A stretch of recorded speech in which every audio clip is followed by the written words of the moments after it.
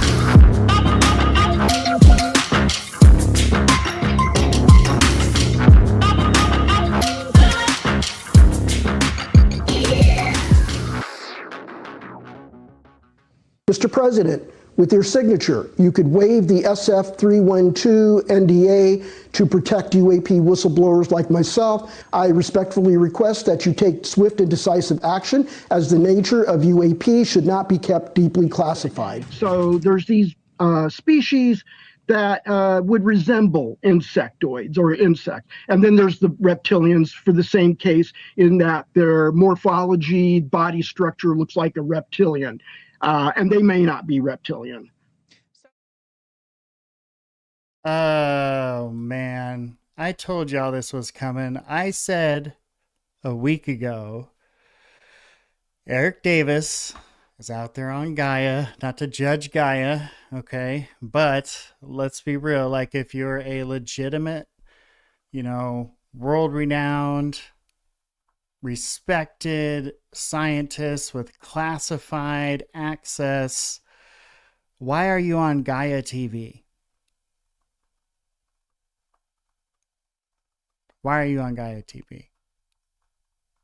Now, great friend of the show, Eric Hecker, was on Gaia TV, but Eric Hecker was a fucking plumber in Antarctica, okay? He was not a fucking top secret asset scientist that was developing cutting edge shit. But Eric Davis is on Gaia TV? Come on, y'all. Also, is this, and like I asked it in the chat, like, are we just seeing like just circular confirmation, like the same kind of circle jerk shit we used to see back in the day? Was this just a big intelligence circle jerk to begin with? I don't know. But yes, thank you, Alien Protocols. I 100% agree that, yeah, Davis and Hal, loyal assets of Intel. And Davis will sit there, and we're going to watch this little interview, a little clip of this interview for a minute on NewsNation. And he'll sit there and tell you, like, oh, well, the security of protecting sources and methods is the main thing. Okay, well, you kind of played your hand there. Boy, oh boy, I tell you. Mr. Flak Magnet, how are you, sir? Oh, I think Flak is still getting his coffee. That's okay. We'll come back to Flak. So, alien bodies. Now, we just heard Davis describe 4 different kinds of alien bodies. He said, and he did make it a point at the end to say, well, it's also like when you're in ontological shock, it's the best way your brain knows how to cope with this kind of stuff. but is the whole thing just bullshit? You know, it reminds me of the Richard Doty squeak. But yeah, we're back to alien bodies. And what's crazy is that now we have Grusch on Dr. Phil.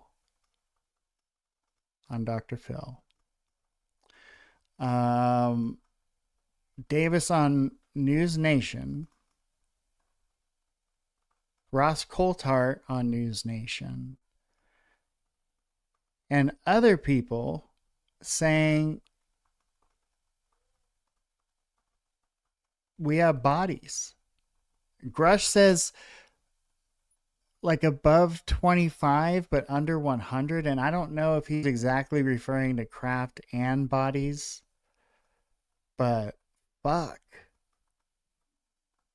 And I was wondering, I wanted to get your all's take on that. If we found a craft and we found an ancient, so let's say a foreign nation is flying a cutting edge craft above our airspace. We shoot it down or it crashes in our area. Would we treat that pilot as a prisoner of war? Would we treat them with, you know, I just don't know what's the protocol there. And would that apply to this? I would imagine it would, right? Like if we find a crashed alien craft and there's one of these looking guys inside of it, how do we treat them? Do we treat them with respect, with dignity, or do we lock them up in an isolated bubble like Dan Burrish used to talk about and take samples of their skin every day and barely give them any sunlight and essentially make their life miserable? I don't know. But if they have advanced technology that could get here, then it makes me think we probably don't want to treat them like shit, right? Because their buddies will probably come back to help them out, at least at some point. And also, we turn everything into war weapons, right? Like one constant since Area 51 lore, since Roswell has been, we take these advances, and we could argue all day about whether they're advances from other countries or other planets or other dimensions. But we take these advances and we use them to create new ways to destroy each other. That's what we do with it. What do you think gain of function was? That wasn't a good thing. They made it sound like a good thing. And we all got the vid, right? We all got it. It didn't matter if you got the shot or not. You got the vid. You got the Rona. It happened. Admit it to yourself. Some folks were lucky enough to avoid the jab. Some not. It is what it is. But that was these guys pretending they're doing something good, doing something very, very bad, figuring out another way to kill mass amounts of people at a time.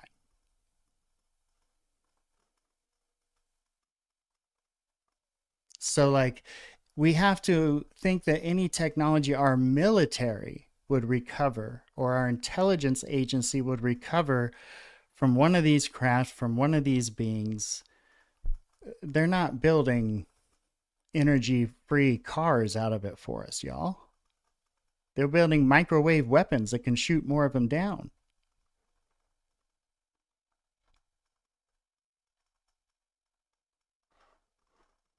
So alien bodies, alien craft, over 25, under 100. Grusch says he can't say for sure. This is one of the FBI pictures from the last tranche. Is this disclosure now? We're still looking at drawings in 2026 from an FBI report. And don't get me wrong, there is a real image that looks pretty incredible. And that's this one here. And this did come from the same tranche. That is very interesting.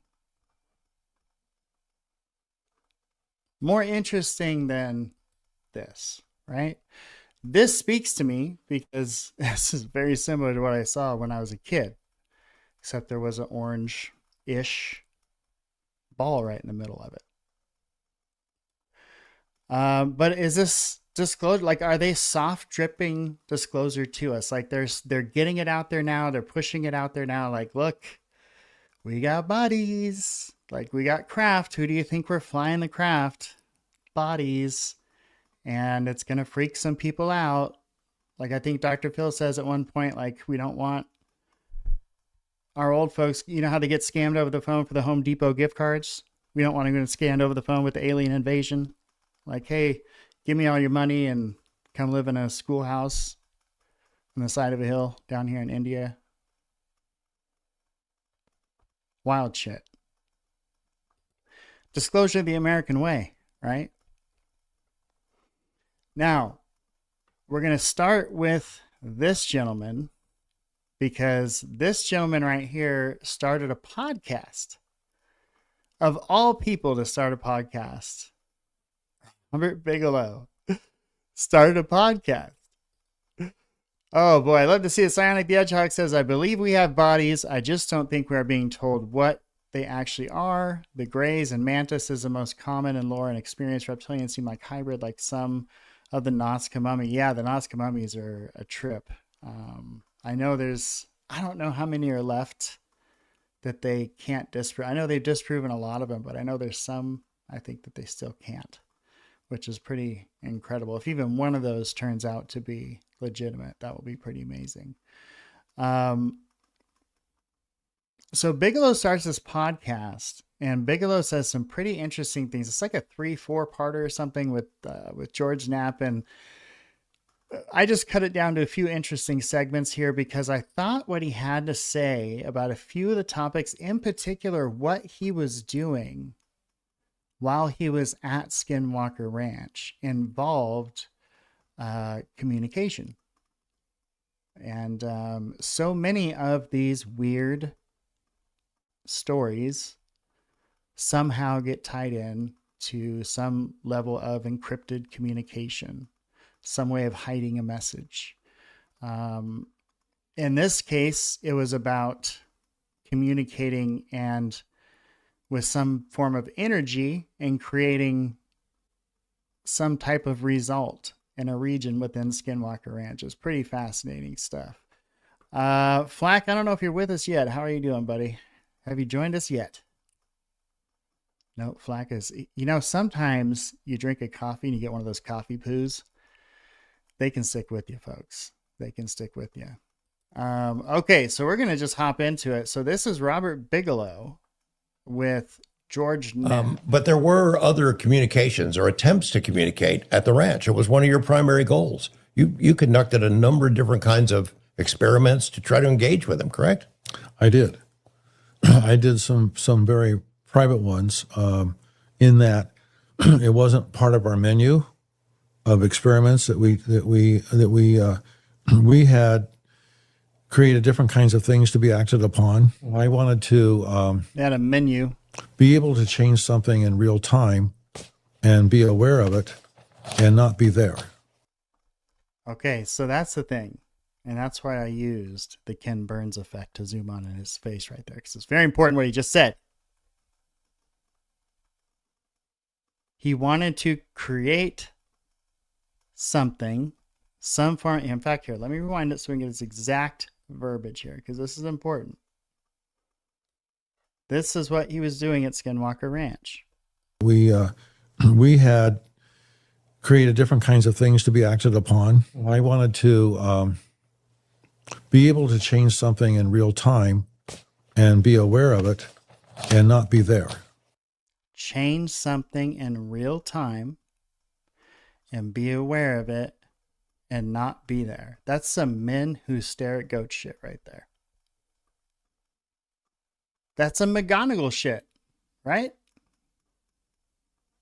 Okay, so he keeps going.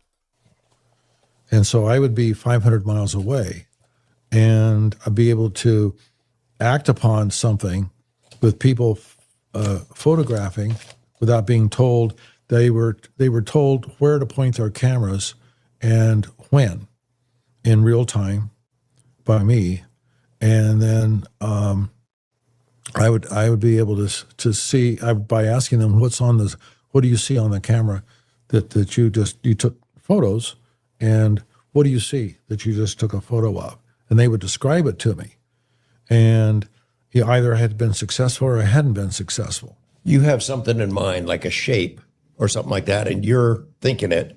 They're on the other end taking pictures. Right. They don't know what the shape is that you have in mind, though.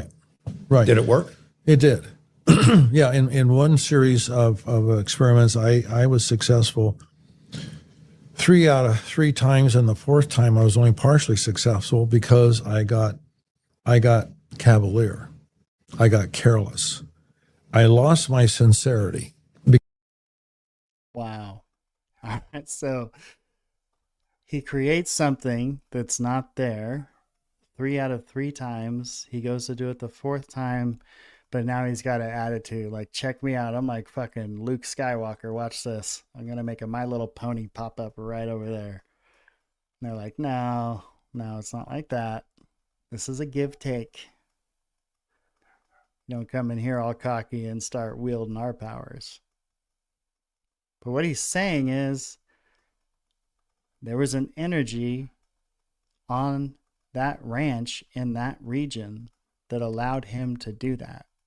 What he's not saying is what that energy is. And this goes back to like, is this a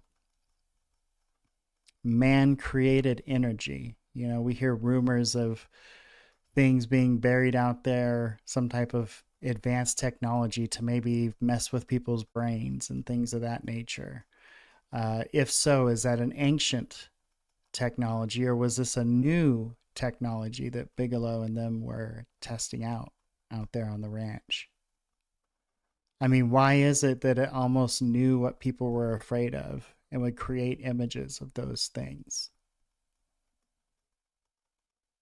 That's very interesting. Is that a spiritual thing, or is that a mechanical, computerized thing, right? Or somewhere in between. But he doesn't say that. And sometimes with these cats that have these classified experiences, that's where the answer is. The answer is not so much in what they say, but sometimes it's in what they don't say. That's where you get the most interesting facts. Because it was too easy. Do you want to? Well, what do you give don't some say? details on that? Not Okay. Oh, looky who decides to show up, Mr. Flak Magnet. How are you, sir? Oh, man, I'm good. I'm in quite a bit of trouble, actually. I'm going to calling all cars, all points bulletin. Hillary Clinton was just at my house. Oh, my dude. Was she at your house or in your bushes? She came out of the bushes. She was at the house this time. And then first, so she knocks on the door. Bushes. She knocks on the door. I open the door, and there she goes. Starts with the poking right in the chest. Poke, poke, poke. And so accusatory. Oh yeah. First off, she's not very happy with the last 35 things that we both had to say about her. Me especially. She took umbrage with the pantsuit comments the most. Mina Pantsuit Arkansas. That's what they called her back then. Yeah. Mina. Mean old Mina. Yeah. So she had a couple of words to say to me about that. And then she also was upset that I'm using her family's lineage as some kind of joke around here. She doesn't like me making fun of vampires. So there's that. Let's think this is some kind of a joke. This isn't a joke. That's exactly what she said. With the poking. Goodness. So look, we're getting into these Bigelow interviews, and I know we chatted about it a little bit back and forth. What, just before even talking about any of that, what are your thoughts on Bob Bigelow? Do you have any thoughts on Bob Bigelow? Bob's a funny one. I feel like he's been on the outskirts. He's been trying to buy his way in to this subject within the military-industrial complex for a long time. You know, I don't think they took him seriously in much other realms, especially with like the habitats. Yeah. But he was in an advantageous enough place to know some of those answers. I would imagine you have close communications with like NASA and stuff if you're working on like habitats for space, like if Yeah, you're going to do moon bases or 100%. whatever, so like 100%. he knows what he wants to look for. I'm just wondering if they're willing to let him into those projects. Yes. And so this was, I was telling you earlier, this was and Mr. Bigelow makes this very clear. And I've tried to explain it to folks on my show. I had Louise Cayetano wrote an article on it on the show. I've said it multiple times. ATIP was a hobby. OSAP was the actual funded program. ATIP was a hobby. It was not funded. It had no official group. That's why when they say Lou Elizondo was a leader of ATIP, that's like being the leader of a Boy Scouts club. Just the ATIP, Lou Elizondo. Right. It means nothing. Just the ATIP Elizondo. That's what I meant to say. Yes, exactly. Just the tip. So Bigelow makes it clear OSAP was the actual funded program. And, Jim McCaskill's made it clear as well. And then Lou started crying about it. But anyway, this was a 2009, now it's unclassified, briefing of OSAP and some of the things that they were trying to do and some of the things that they thought they had done or maybe were making traction on. So right here, on track, on schedule, and within cost. Technical approaches being implemented by contractor are established. Traditional techniques with an intended scope of contract, getting everybody their SCI clearance, processing, technical report deliverables. So this is kind of like payments to contractor have come in smoothly. So this is like the beginning of the program, right? They're going to study for the DIA foreign advanced aerospace weapon threats from the present out to 40 years in the future. And in 2008, they start with $10 million in funds provided by the initial appropriation. Now, all those government contracts, they have to make those available to, any qualified, interested party. But it was clearly written for Bigelow Aerospace. So they won the contract. Right? It commenced September 2008. Support for the contract was mentioned by Harry Reid in a meeting with Redacted in November 2008. Advanced Unconventional Aerospace Weapons System Technical Studies. Threat projections through 2050 timeframe, not extrapolations of current technology. In lift, propulsion, control, power generation, spatial temporal translation, signature reduction, technical integrity, materials configuration, human interface. We're talking all of the ways you could essentially kill people while being invisible. That's what this is. Like, that's what the race to space was all about. It was about being able to see them before they could see us, getting above them. So this gets into BASS, right? The calibrated data collection, talking about how this is going to work so great. It's going to be a wonderful program. They're very receptive to communication and guidance, so on and so forth. Challenges overcome, difficulties in establishing a research effort from the ground up. Staff, management, consultants, clearances, facilities have been quickly and successfully resolved. So they're saying we have run into some issues, but we've been able to get them all resolved. And I'm guessing what they've redacted here is maybe some personal, internal shit they had to deal with. They talk about the joint program management plan, getting into the kind of the specifics of the actual reports, what they want to generate, the data that they want to see, these kinds of things. This is totally redacted, so we have no fucking clue. Okay, so all this is very interesting. Right? But it's not as interesting as this one because this is an update after they've been active for a little while. July 8th, supplemental appropriation task to study foreign advanced aerospace weapon threats from the present out to 40 years in the future. So this gets into all the different things they tried.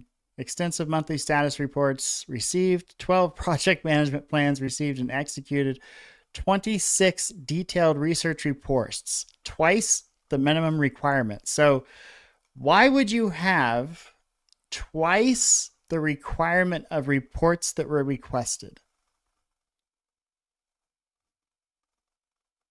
Because there's a lot of shit happening. Like, you don't do that shit for fun. That's the work. They only had to do 12, but they produced 24 because shit was going down. So this gets into some of the fine print of what's been going on with BAS financially. And then it gets into the technical report review results. And if you just look at the title, Inertial Electrostatic Confinement Fusion, Pulse-Powered Based Weaponry, Space-Time Modifications for Spaceflight Applications. You heard that right. Space-Time Modifications for Spaceflight Applications. Theory and Experiments of Invisibility Cloaking. Wormholes in space-time, gravity wave communication. I mean, just reading this list gives me a hard-on. Oh, big time. Vacuum energy applications. Position aerospace. By the way, I gotta tip off again for about 15 to 20. Oh, get the hell out of here. So anyway, yes, you've got this long list. Here, in fact, I will. We'll fix this. Just let me know when you're back, buddy, and we will. No, I was only kidding. I was only joking. Oh. All right. Well, so yes, talk. This is just crazy. Like, theory and experiments of invisibility cloaking. This topic still evokes misunderstandings and confusion. Report does an excellent job of clearing some of this confusion and providing clear definitions of what constitutes true cloaking invisibility. It also honestly discusses technological challenges to making a practical invisibility cloak. I know you're into cloaks. Does it turn invisible? Oh, just because I have a full-on collection, 30 to 40, you think I'm into cloaks? But do you have a invisibility cloak? Oh, 2 of those. That's pretty sweet. You can get them right. I think they have them on Diagon Alley, perhaps. Yeah, I was going to say, even Harry Potter only had 1. So, in fact, you got 2 is pretty cool. Semiconductors and gravity research.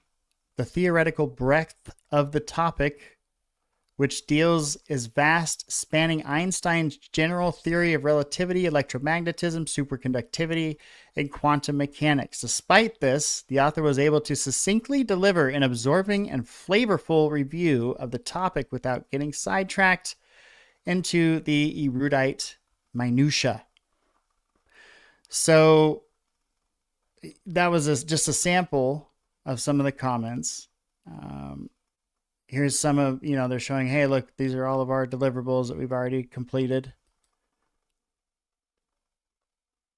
Looking at addressing some issues down the road. So it's a pretty basic paper, but that page that shows the titles of the different reports they're working on is astounding. It's astounding. It's like out of an episode of Star Trek. Warp drives? Warp drives.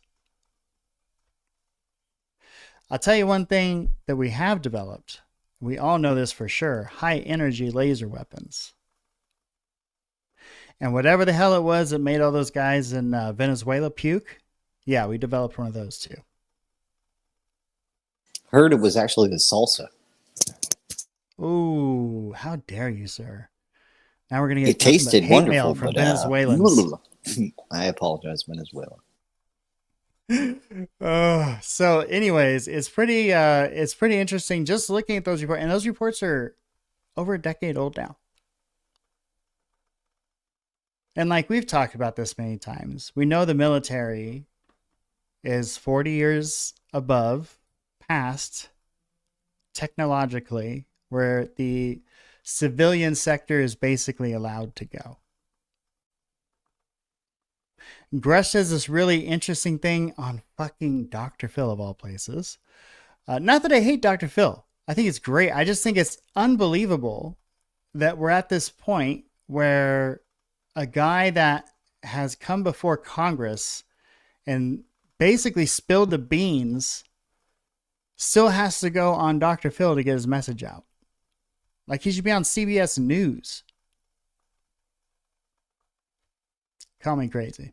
See, the problem is the problem is like how the CIA, the intelligence community, built up the whole UFO topic has been making everyone look crazy. You know, like that was their go-to. They got to discredit everybody. Been doing it for 80 years. So then now that's the mountain that they got to climb in order to just convince people that this is an actual thing that we should be concerned with or at least interested in. You know, so like they did a disservice to it. Now they're trying to claw up that hill. But you got to think too, like they enjoy this kind of chaos and these amount of questions that are still coming from people like 80 years out. It shows that their program worked. Right. And it always will. I see you down there, Psionic. That was fucking hysterical. Irritability. Yes. Also the Patrick Jackson theory is definitely something that's interesting. It's something I've talked about a few times. I think it's a theory that's just as good as any of the other ones I've heard, to be quite honest with you. What about Peter Jackson's theory? Peter Jackson. I think it involved just involved a lot of walking. Yup. Not really into walking. Call me crazy. Okay, let's get back to. Was a lot of walking. Even the trees walked in those fucking movies. I'll give it that. They did. It was ridiculous. Nobody walks this much, folks. Nobody ever. I don't care where you're from. No. Did you share with him anything about your knowledge of a classified program? No. You got a top secret security clearance, right? Yeah. It was for the OSAP program for BASS. Right. Operated under the DIA. Yeah. You learned a lot during that program. It's the largest accumulation of UFO info of any government-funded UFO program ever. Yeah. You didn't tell him about it. It wasn't credible enough, I felt, for him. What the fuck? He gets to sit down with Donald Trump and he doesn't tell him about what he found out at Skinwalker Ranch. Why are you sitting down with Donald Trump? How long did Bigelow own that place? Annoying. That's annoying. You know what? He should at least did a solid for David Paulides. He just said he didn't think it was credible enough to bring to the president. And that's like his claim to fame as fucking Skinwalker Ranch. But Skinwalker Ranch, the show on TV that everybody watches, that's not credible enough for Donald Trump. Come the fuck on. That's weird. It's just something pertaining to me. And whereas these other examples are historic and they're in a lot of literature. They're very famous. The witnesses, the amount of witnesses were huge. We operated under a private situation with the Skinwalker Ranch, and he wouldn't relate to, well, we all had hitchhikers. We all took things home with us. You know, we all saw a lot of stuff, whether it was at the ranch or where we lived, and it didn't make any difference where in the United States we lived. We saw a lot of things, but that wouldn't be relevant for him to be able to relate to that, right? Well, so why talk about it? Yeah, I mean, you know, you're kind of jumping into the deep end of the pool when you get into hitchhikers and Skinwalker. Yeah. But like, if that's part of what happened, isn't that part of what happened? Allegedly. Allegedly. I'm just saying, like, why?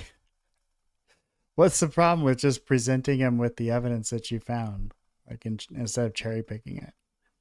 Maybe for your first small big evidence, like tiny evidence, right? But then, then it must just not be that good. I guess. He won't look at the little evidence. He won't even look at it. Look at him. He likes big things, big. He's too things. busy. He's Donald too Trump. busy. He won't. Oh, I'm doing the hand movements right now. He won't. I'm doing the little one with the little circle where he does the circle with his This one? finger and his little thumb, and he's like, folks, it's beautiful. It's the biggest evidence. That's the ones he wants. Huge. He wants It's the big huge. spaceships. He doesn't want these little tiny China. ones. And He China. said, "Go away with these little orbs." I don't That's the need thing. orbs. I never want know these if he's big ships. saying China or angina. It's hard. Bit of both. He has Angina. He found out when he Angina. went to China. So Oh boy. Conversation on this topic, that might not be the place to go. No. You said non-human intelligence, not ET. Are they the same? And did you share anything with him about what you think it is? Well, there have been reports of humans on board, right? But the non-human are more interesting. I mean, if a human's on board and he or she has free reign of the craft, that's pretty damn interesting, right? And you don't know where those people are when they're not on board. So, Okay, what did he just say? Did you hear that? yes, sir. I still am processing now. So he said there's reports of humans on the craft, but that's not as interesting as the NHI. But if a human are on the craft and they have free reign, then that's just as interesting as the NHI.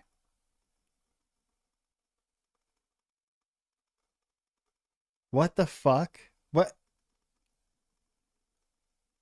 So this must be like, of all the abduction stories that are out there, I'm assuming there are some that involve other humans on board doing whatever, right? We've heard about the sex abductions. They always seem to come up.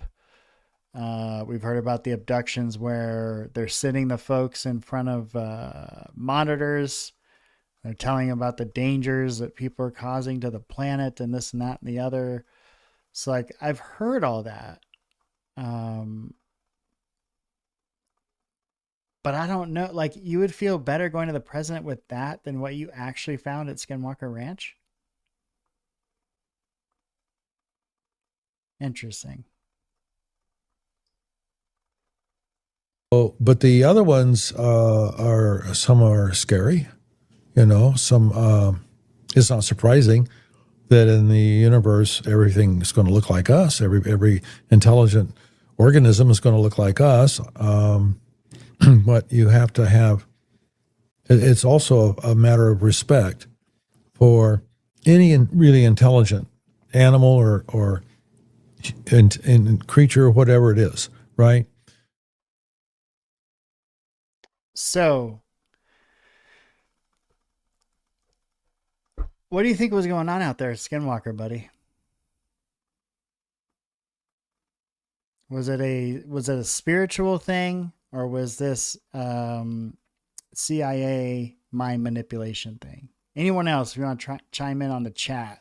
I don't know. I don't know if I'm being honest, because it seems like a bit of all things. Maybe some nuclear shit that's causing a bit of mind fuckery. You know what I mean? They set off so many bombs there, dude. And they buried so many things out there. You know, like then you have the Native American traditions that talk about they were the ones who invented the term skinwalker, I think. Right. I believe that's where it came from, yes. So it could be any number of things. I think it's weird. I think it's worth investigating. And then there was weird shit. They have been.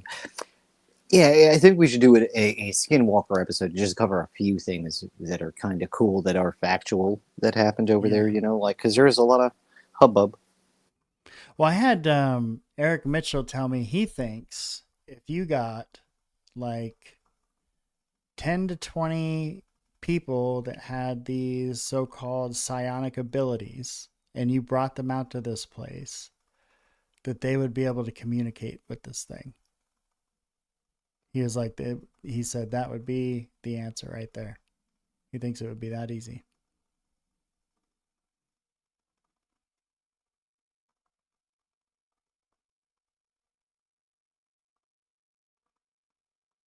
If there's an ancient thing underground causing these things to happen.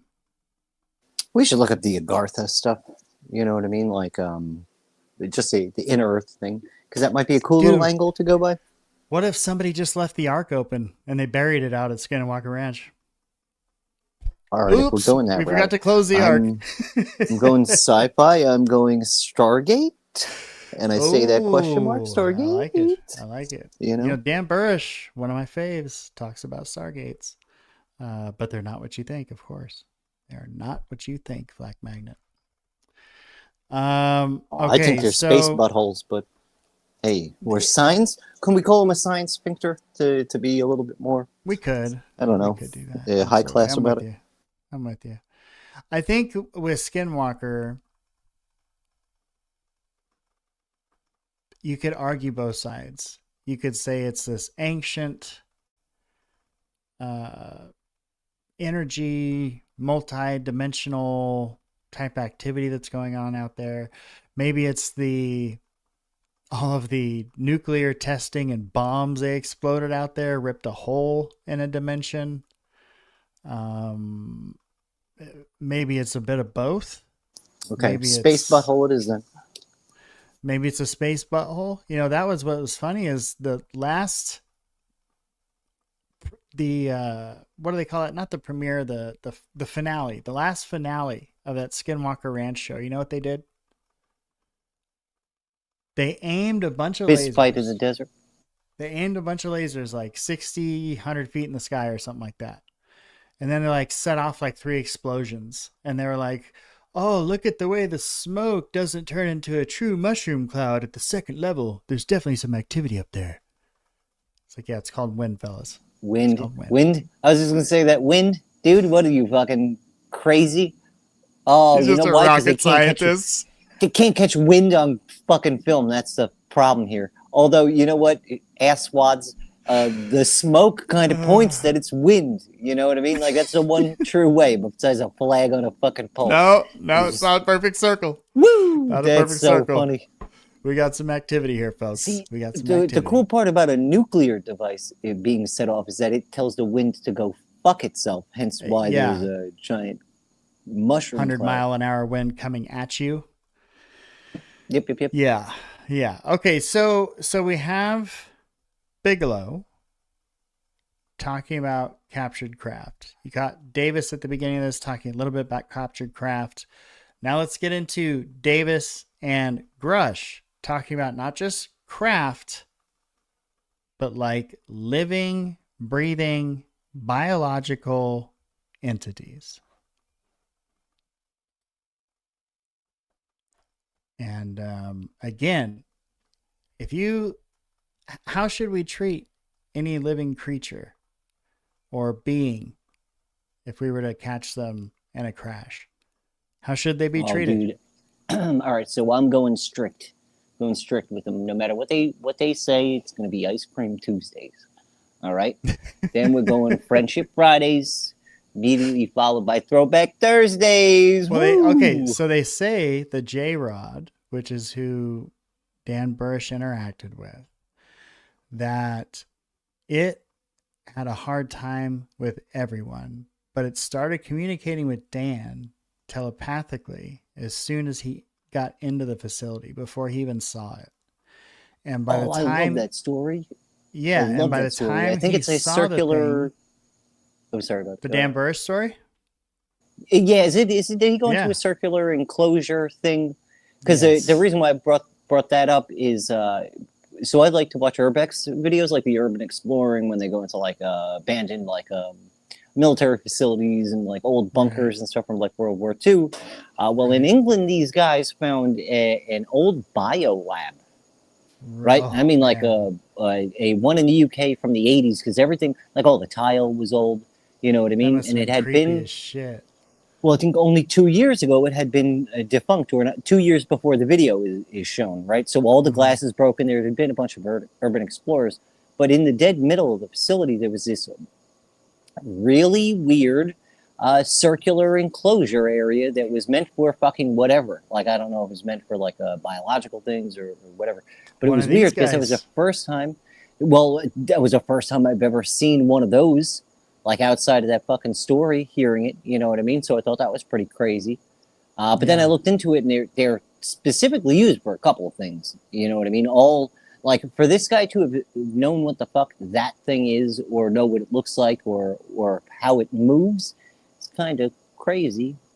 Dan, I'm telling you, dude, that story just fascinates me. And another interesting thing about Dan Burrish, his website has been there's been like very little activity on it for the last several years. But over the last several months, there's been quite a bit of activity on his website. And it's really interesting to track. It's eaglesdisobey.net. If you haven't checked it out, it's pretty interesting. But that's like his one confirmed website. Okay, so let's get into this alien body thing. Let's get into Grusch spilling his soul to Dr. Phil and Eric Davis on NewsNation after his Gaia appearance. Nice. Well, and I would got a full need cup the, of coffee, so we are ready to rock and roll, sir.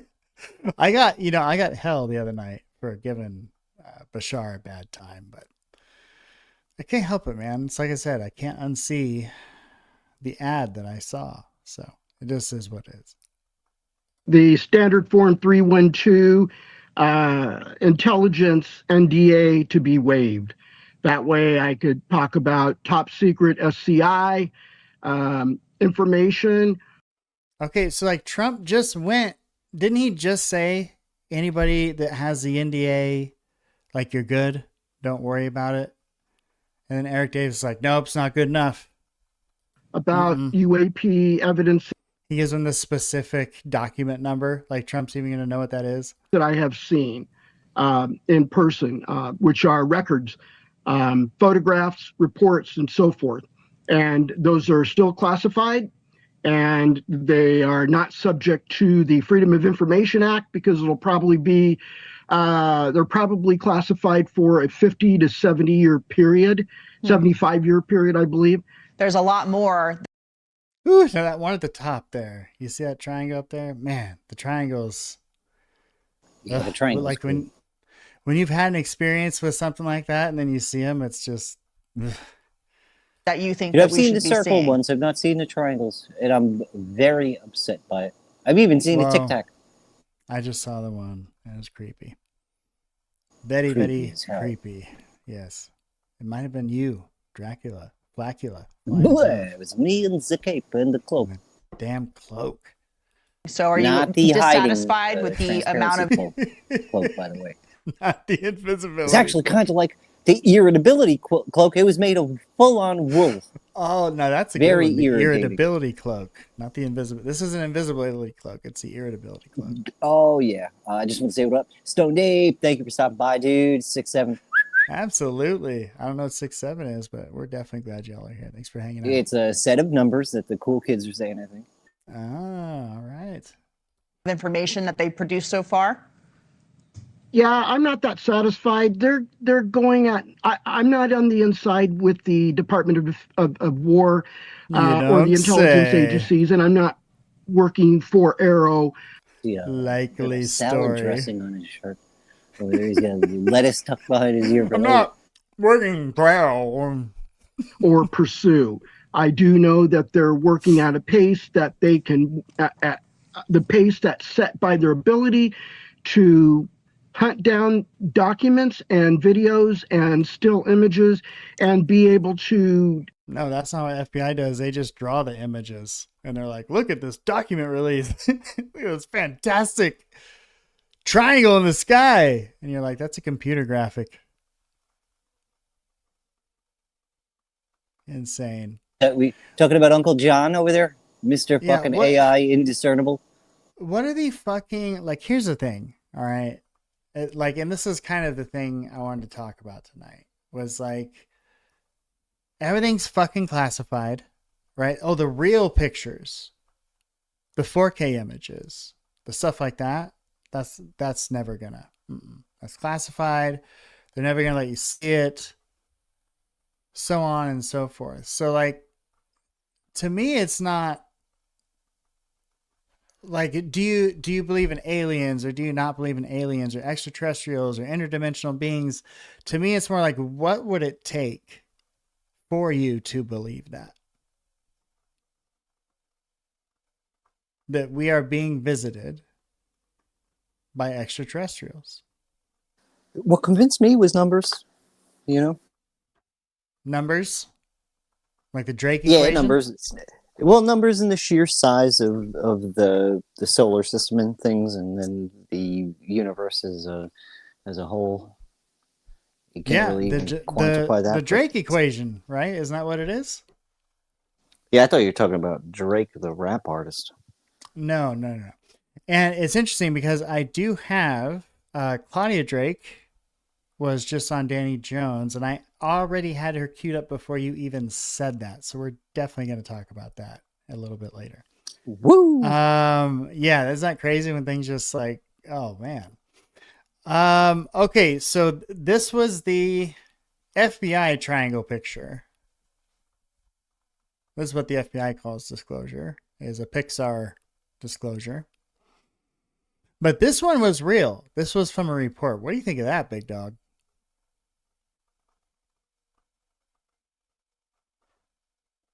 That? Yeah, that's fucking cool. Let me zoom in. It's fucking crazy. Yeah, that's cool.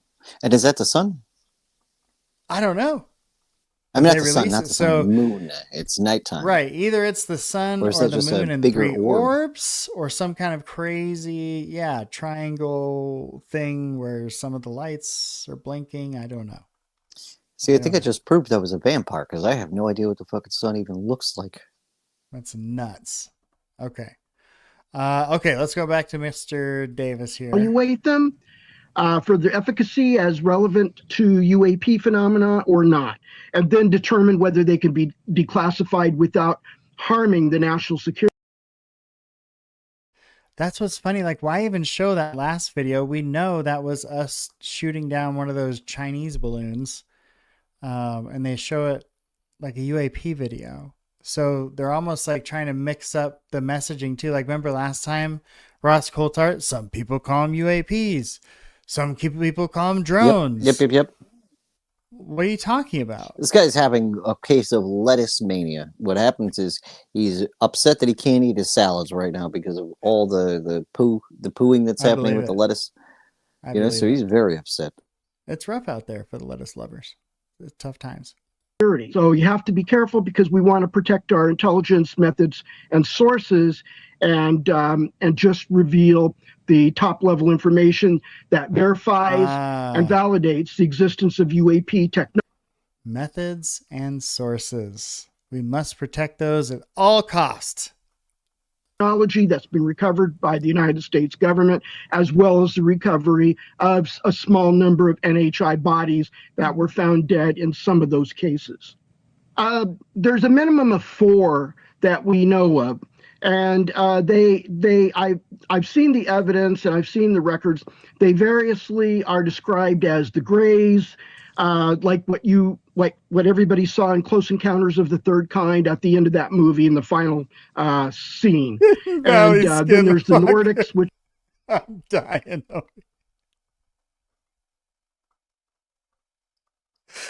It's Skinwalker Ranch Hidden Valley, folks. Come get your Hidden Valley Skinwalker Ranch edition, where all the cows have no fat on them whatsoever. In fact, they don't even have blood. They're just filled to the brim with Hidden Valley. He comes out of the barn. He's got a fucking little Hidden Valley milk mustache. He's like, what were you up to in there? What are you doing?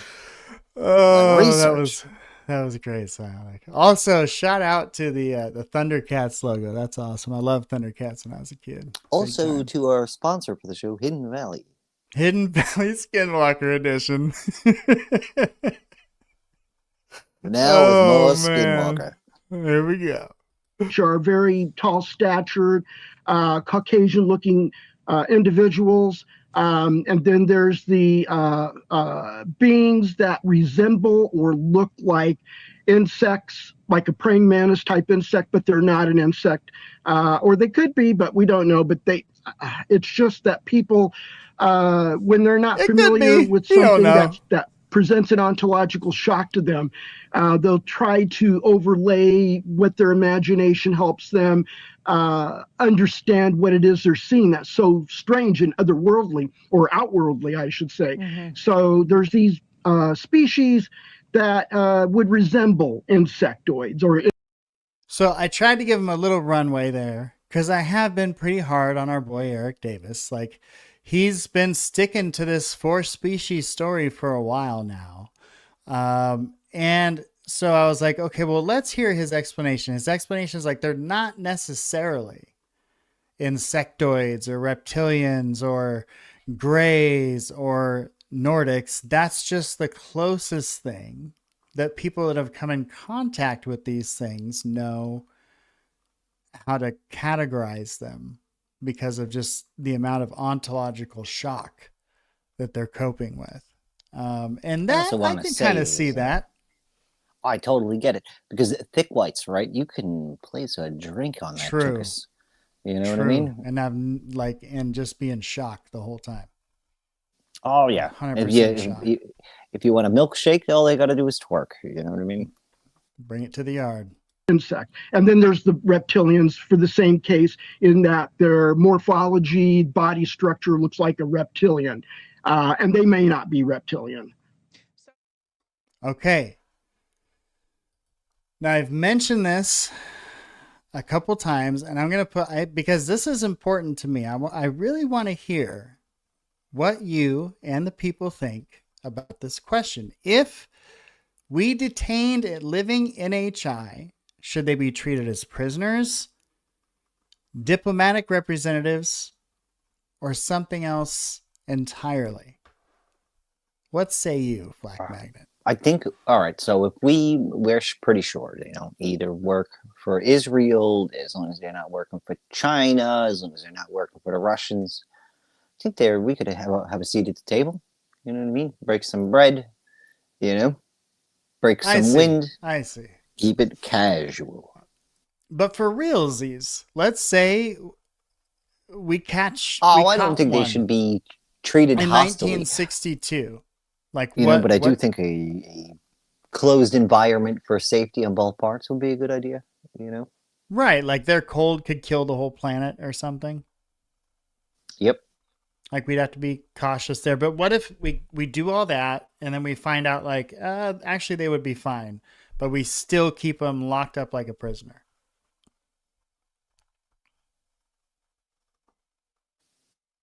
I don't like that, because I seen the movie Paul, and that guy was a pretty good hang. You know what I mean? He's a pretty good guy. Pretty good guy. Yep. I'd be with it. I'd be with hanging out, smoking a jaybird with an alien. You know what I mean? I just wonder, because, the Dan Burrish story fascinates me, and I think about his stories with the J-Rod there at the base, and this living creature that was like just stuck like Chuck, and like they wouldn't let it put on clothes. It wanted to wear clothes. They treated it like shit, and the whole thing was bad, just bad. And you wonder, like, if one of our astronauts goes out there and gets sucked into one of these triangles, if they're going to treat him the same way or her the same way. I think it'd be kind of fucked up. Well, we better hope not. You know what I mean? Like, we better hope it doesn't find out how we treated them. Right. Yeah, very interesting. If you want to know more about that story, research the Dan Burrish story. I'm not going to dump it all on you here. I've done plenty of videos on Dan Burrish, and his experience was very, very interesting. Okay, well, it's also so like David, just real quick, it's like the ET thing, right? Because I hated ET growing up, mostly because of the whole military angle, catching his ass and dissecting him. it was like a sad ending, right? Yeah, well, like the whole that just looming in the background. I never thought about that about our government. I was like maybe 5 years old when I saw that, and then after that, I was like, dude, if I ever meet an alien, I'm never giving it to the government. Yeah, never. Spielberg Not knew. Once. Did you ever see Super 8? Oh, great fucking movie. Kind of flew under the radar a little bit, but another Spielberg alien. Yep, with the little Rubik's cubes. Good movie. Yes, very good film. So Grusch gets into this a little bit too on Dr. Phil. Now Grusch, he names some names up in this bitch, buddy. Are you ready for this? Oh, let's rock and roll, sir. This is pretty interesting. He names names. Jess, what up? Glad to see you. Okay, so this is Grusch on Dr. Phil. Oh, nerds, she says.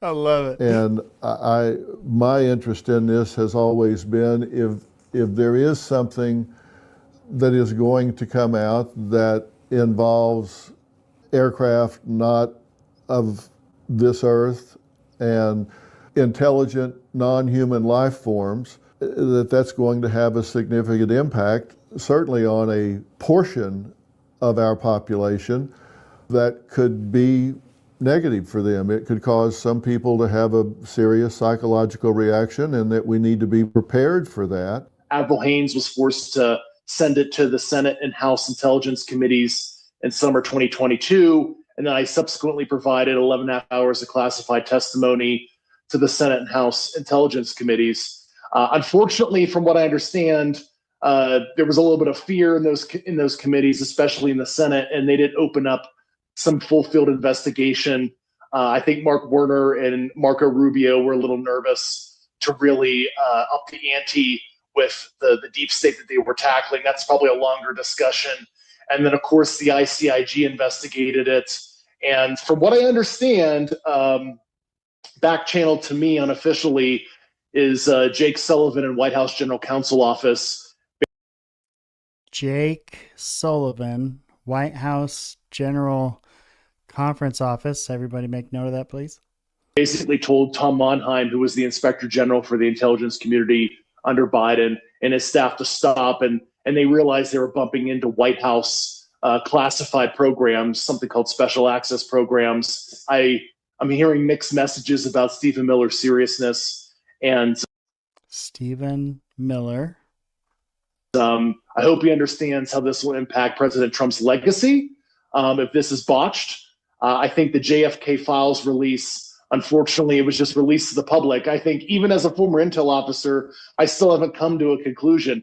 What happened to JFK? Did CIA and the mob kill him, or what? It wasn't curated. It wasn't. CIA and the mob definitely killed John F. Kennedy. And if y'all don't think so, you can go through those files yourself. That was already the rumor before those files came out, and those files confirmed the story for a lot of people. In fact, those files confirmed a check from our government made out to a known mobster. Multiple. Can I just say, allegedly, by the way, our next sponsor for the show is the CIA. Smoke them if you got them, and I'm talking about people. And the mob. Okay? And plus the mob.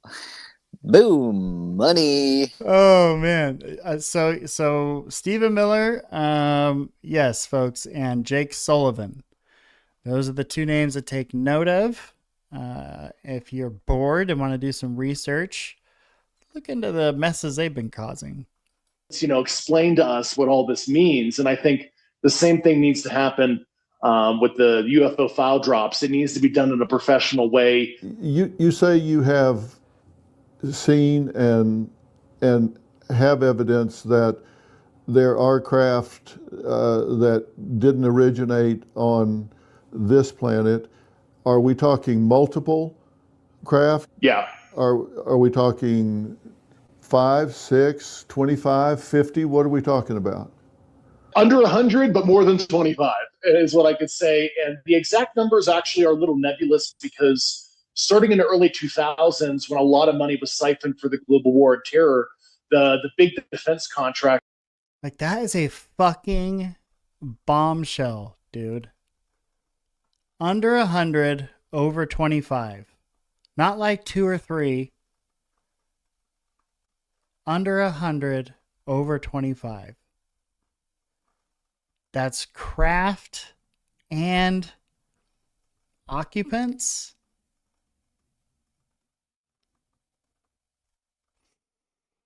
Damn. I'm assuming they got more occupants than craft. That's why.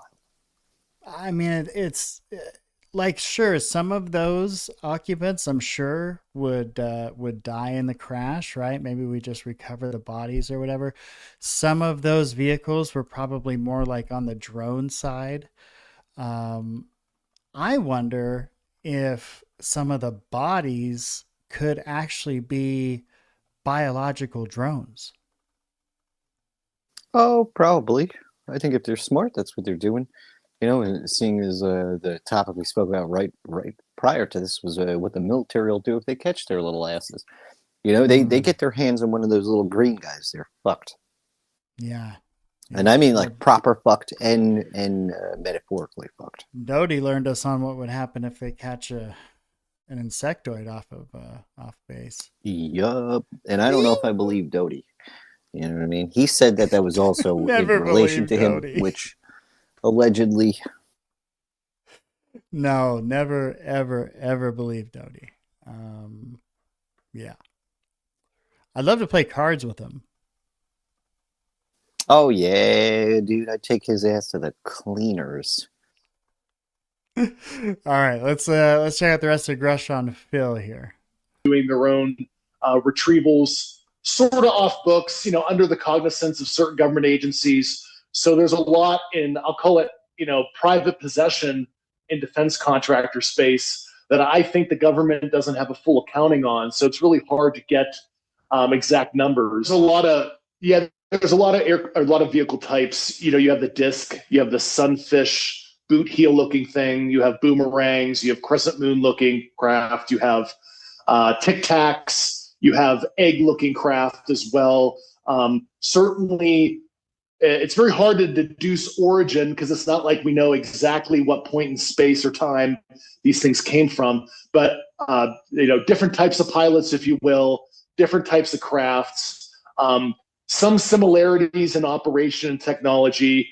It's sort of like if you're a car manufacturer, a lot of people build sports cars that are in the shape of a Porsche 911 or, you know, a Ford Mustang, but there's many different drivers of said sports cars. If you get the coarse analogy. So it's, you know, a whole taxonomy of different intelligences, from very familiar type of intelligence where they seem just a little more advanced than us to indescribable, non-corporeal type of sentience, you know, goes back to the orb phenomenon that came out in Tranche 4, that the administration is having this issue with these luminous orbs showing up at a certain sensitive test range. What is that? You could see that it's intelligently controlled. They come in groups. This isn't just ball lightning here, but it's this, you know, plasmoid type intelligence. Now, there might be a structured craft behind said plasmoid, and that plasma discharge might be an artifact of the propulsion system, possibly.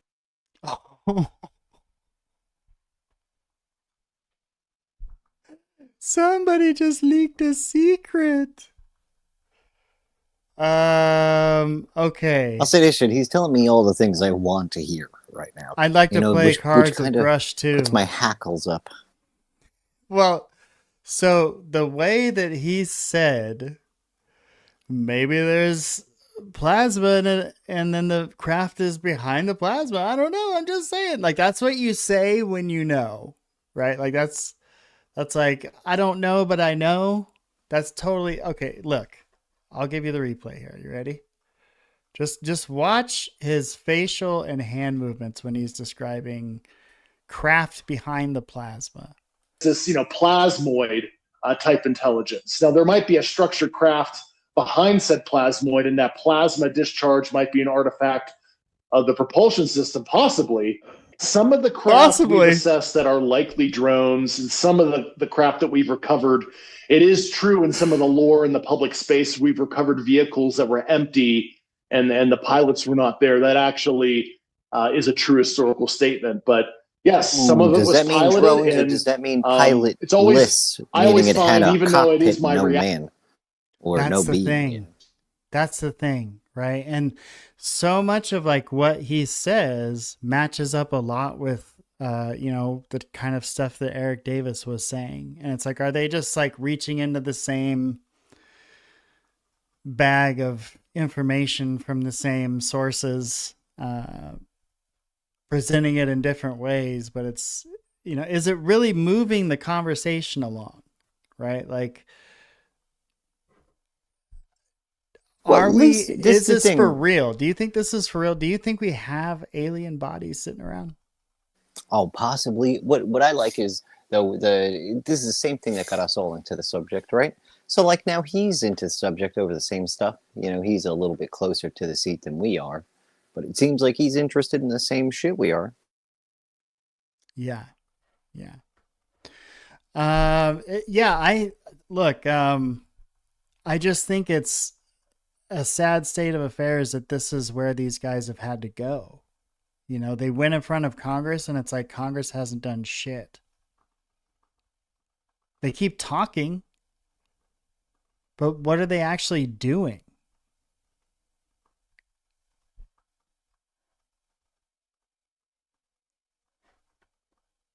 It's hard to say. Okay, so here, we'll let him finish. I always feel uncomfortable talking about that because it is such a ontologically shocking thing to talk about. And I do see it all in the chat. This is so cool. They are sending jewels, which is amazing. Yeah, I don't understand what's going on with this jewels thing, but I feel like a pretty princess right now. This is me. I've never felt so important. I feel to be showered with jewels. We are bedazzled to hell right now. We love you folks, and we take this all as some kind of dowry system for the marriage proposals that will be coming in.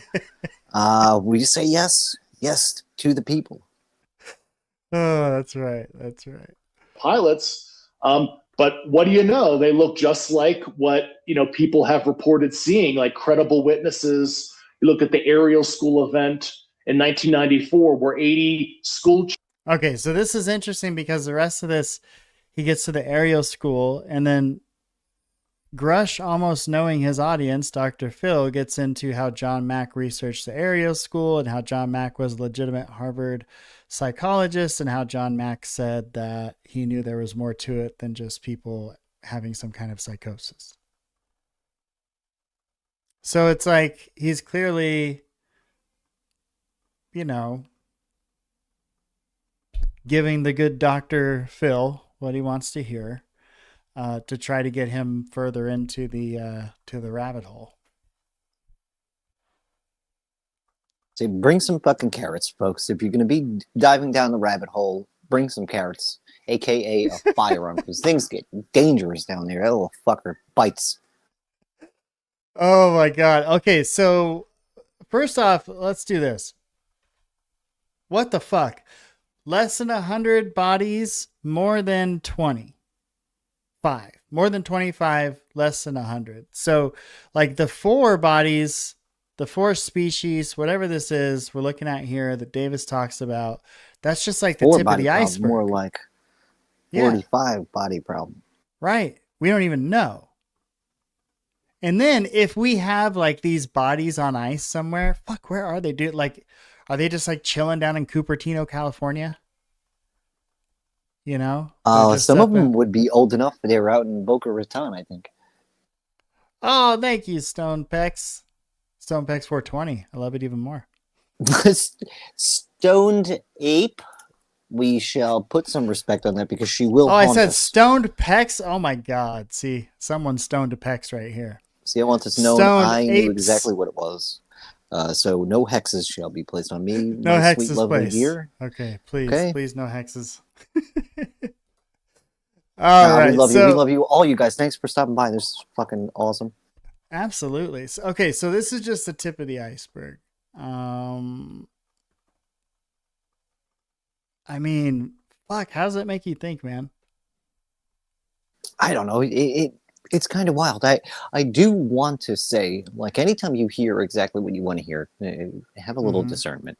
You know what I mean? This is a little too picture perfect on what we hope the outcome is. This is how the book sales come in. Grusch has been very honest up until this point, so it comes with I don't know, a bit more of a pedigree behind it. But like, if he comes out with a book in the next fucking year, I'm gonna pull out all my goddamn hair. Also, where is Jeremy Kenyon doorbell locker at? Oh, he's in the locker rooms, I think, playing with doorbells, if you know what I mean. Got his backpack on tight today. I was just curious because it's like I haven't heard much from him lately, like out there. So just curious, like if he's on tour right now or what he's doing. Well, has Bigelow actually been on his podcast ever? I can't remember actually. I know they talked about it. I don't know if he's been on. But like that thing, George Knapp, and that cabin looking thing he was sitting in with Bigelow, I think that's Bigelow's podcast setup. I think. I mean, it looks like it's from the 80s, so it probably is. I really don't know. But there's a show called the Knapp Mitchell was and Webb there. No, go ahead, buddy. Sorry. There's a show called the Mitchell and Webb Look, and it's like a little skit show that it's like, are we the baddies? That meme comes from that show. But there's another one where it's snooker players. Not even snooker players, the announcers for snooker, which is just pool, which imagine old-timey English pool is like a set with all wood paneling around it. Looks like it's from the 70s, right? Mm-hmm. With a man who also looks like he's from the 70s, just getting pissed wasted, smoking cigarettes, chain smoking about 2 or 3 cigarettes at a time. Sure. That's what I imagine at George Knapp's studio. I don't know why, but I feel like that's what Coast to Coast AM and things like that were like. You ever see that movie, The Hustler?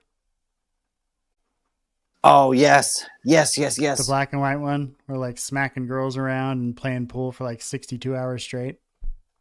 What the fuck was going on back then, man? Like, was I don't it know. amphetamines? Well, hold on. You know what? Because I haven't been from there or the time. I'm not from the time.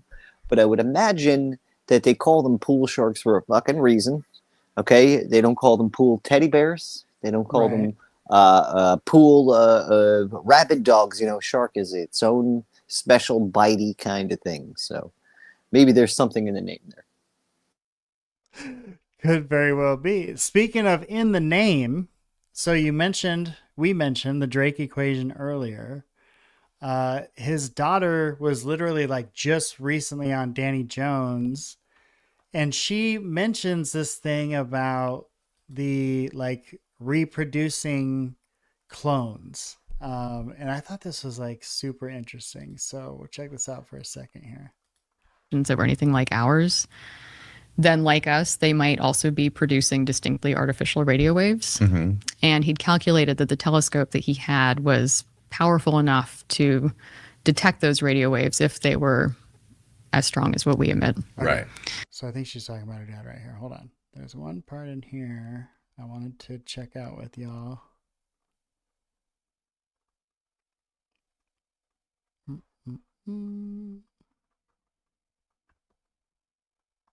Here we go. Self-replicating autonomous probes. Another interesting idea that has come up a couple of times in the last week for whatever reason is the idea of self-replicating autonomous probes that travel throughout the galaxy, and they are self-replicating, so they can basically exist in perpetuity, make more of themselves. And if you were a super intelligent civilization, why wouldn't you do that? I mean, we did it kind of with the Voyager probes. They're not self-replicating, but we are doing the same things right now. We're building spacecraft and sending them out on interstellar trajectories, and they're going to probably outlive Earth. Yeah. Oh, wow. Yeah. Right? You think? Especially now with the programming capabilities that we have. You know, we could train a system to basically look for resources in its whatever solar system it's in to rebuild itself, to build more of itself. Like, is that why we see so many different kinds of fucking shapes and makes and takes out there? What did Skywatcher had it down to like 9 or something? 8? I forget. There was like the manta ray. Then there was like the jellyfish, the Tic Tac, even though I think that's Lockheed Martin, and a few other ones. But this woman here was raised in the home of the man that created the Drake equation. So we're talking about someone that spent a lifetime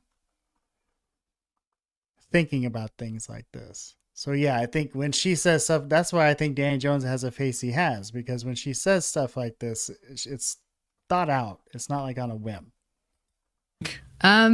There's some simulations about how long the Voyagers will be intact. And, Earth has, another 5 billion years before the sun makes life really uncomfortable here. Yeah, but the Earth will still exist, right? Not just human civilization might not exist anymore. It depends on how big the sun gets. Whoa. So there's questions about when the sun is in its dying stages. Mm-hmm. It's going to balloon into a much larger star than it is today. And just burn up. How big is that? And is Earth going to get totally toasted, or are we just going to be a little bit crispy? Yikes. So, Mercury is screwed. Venus is... Underground bases, y'all. That's why you need to get rich. If you get rich, you can get an underground base, and you get the air conditioning going. You'll be totally fine. Chill down there for a couple of 100 years, come back out, travel to space, become a Zeta Reticulan, travel back in time, try to fix it. It won't matter. It won't matter. It's a human condition. Flak, are you back, buddy? Oh, yes, sir. I'm here. Okay. I'm here. I was listening to that, too. That's kind of fucking crazy. I have a piece of video here I threw out there earlier this week. This has nothing to do with UFOs, y'all. But it definitely grabbed my attention, and that was this piece of film right here. So this is, we all know, tragic loss of life. Charlie Kirk, okay? And we know that there's someone right now facing criminal charges for aggravated murder, right? They're facing the capital punishment, the death penalty.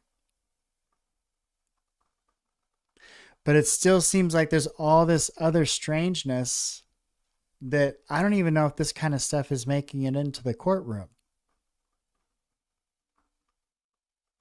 So this is... Yeah, I've been watching a lot of this stuff.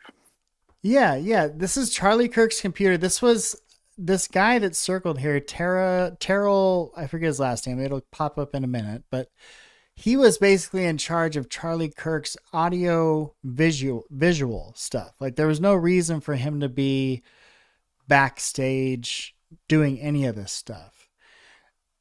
Now, to the right of him, you see this woman in this pink top. Now, I don't know this for sure, but after watching this a few times, I feel like that woman in the pink top is running cover while he's trying to get the deed done. So everybody check this out. If it didn't look suspicious, it wouldn't stick out like a sore thumb. But folks, watch this. This looks insanely suspicious. This is moments after Charlie Kirk's murder.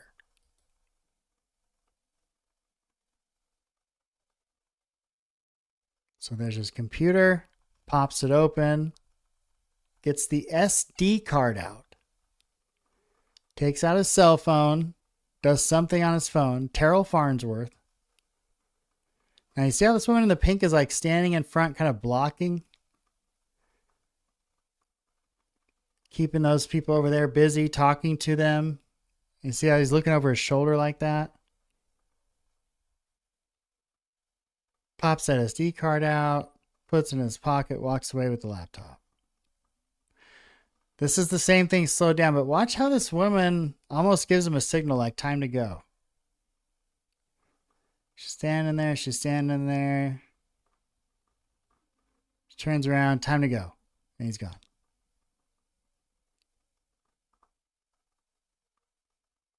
He's copying it to his phone.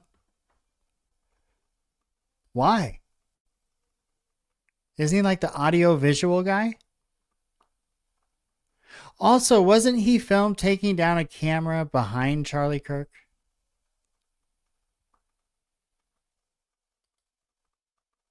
What do you say, Flak? What say you, sir? Yeah, no. That shit is very strange, right? So we're gonna go through a set of events real quick. The strangest shit that I find that has to do with him. First off, the shot goes off. He runs around like a fucking retard, right? I'm not sure if before he runs around like a retard, he runs to the back filming himself, having a little bit of a panic attack, claiming that he called certain people. The time's all off on the phone call timings. Then he's seen back in the crime scene area once they get Charlie out of there, yanking I think it's like a 4K Camera, like a lifetime video camera that he pulled from the back. Right. And now what I think he did on the little computer thing, at the very least, I think he cropped that image. I think he cropped it and burned the original footage because everything that he's shown is not wide angle, which is what that fucking camera takes. It's not wide angle, and it's cropped all the way the fuck up. You can't see under Charlie. You can't see that he's on the platform. You can't see anything. Then you have immediately after this, within 2 days, they scrubbed and fucking changed the entire crime scene. They put pavers down. Really goddamn weird. Really goddamn weird. And it was also UVU that made sure they cleaned all that shit up. It wasn't the fucking FBI and it wasn't police. Right. Well, and so Candace Owens has said that it was supposed to be SBI, the State Bureau of Investigations handling everything, not the FBI. And also he apparently took that footage from the back angle camera. And essentially, I guess Candace approached him about it because she was like, these rallies, you're never at these rallies. Like, why were you at this rally? Oh, yeah. One second. One key piece that I forgot, which is the most reprehensible thing, right? So enough kinetic energy went through Charlie to fuck him up. And by that I mean, if you look at the chair that Terrell Farnsworth grabs and uses to stand on to grab that footage out of, it's a mangled folding chair. The very same folding chair that under 2 minutes ago had gotten obliterated because Charlie was sitting in it when he was assassinated. Right. Like, how the fuck are you going to use the pieces of the crime scene, evidence, to fucking stand on to get more evidence? Like, I don't know how the fuck this guy was not sitting in an interrogation room. Right. So, I do want to do an episode where we get into this and do a deep dive on this, but like, what are your initial thoughts on what the fuck is going on? Well, first off, I find it real weird. The whole thing's real weird. I find who didn't like Charlie Kirk? Well, he spoke out against Israel. The first person to make any kind of public statement was Netanyahu himself. And unlike what everyone is saying, I don't think anyone is portraying that it was Israel who did anything. I think we're saying that it's really fucking weird, though, that without any prompting, without any questions coming out, the very next day, the first statement of the morning is Bibi Netanyahu going, "We had nothing to do with this. We did nothing. Yeah. We like Charlie. Charlie is great. We did nothing." And he's not Jewish. About the nothing. Charlie's not Jewish. No. But he was a bit of a Zionist. His wife had a Jewish dinner several weeks after his death.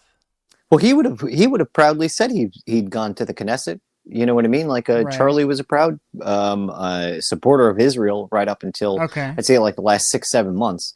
You know what I mean? He never hid that. It was on and I would say this too. A lot of people didn't really have a problem with Israel, and this is taking Jewish growing people up out in of it. America, growing up in America, my generation, it was like you support Israel.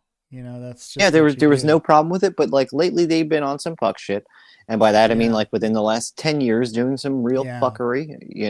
Maybe a hell of a lot longer than that. We're starting to come to. Is starting to come to light, but I mean, as of recently, they've done so much wacky, crazy, off the wall shit that, like, I don't know. I'll say this: like, I do not support anything they've done in fucking Gaza. Real fucked up, bro. But I mean, you have that, and then you have him coming out of fucking nowhere after Charlie, on record, has been saying that he's not happy with how they've handled Gaza. He's not happy with a lot of things, but also Charlie's not Steven Crowder. Charlie is not any of those other people that like. Will fucking berate you up there. You know what I mean? He'll make you look a little silly if you ask him a dumb question, but he was the nice one. That's the thing. Why would it matter so much? Because he's like going to universities, right? And having these conversations with people these debates with people on the other side sometimes, but keeping things civil. Why is that such a threat? So he was kind of representing like the right Republican Well, if you side? don't offend, well, yeah, but if he also wasn't happy with Trump and the what's it called, all the shit that's been going on with the Epstein stuff and getting overlooked and hidden. He doesn't like that, or he didn't like that. Shit, who does? You know what I mean? So he's been calling things out as they should be. You know, so but there's a lot of other people who did the exact same thing. So like. That's where I'm left saying is like, well, maybe it's this, right? If you offend somebody and tell them, insult them, kind of like Steven does, usually before they change their opinion, they leave the conversation, right?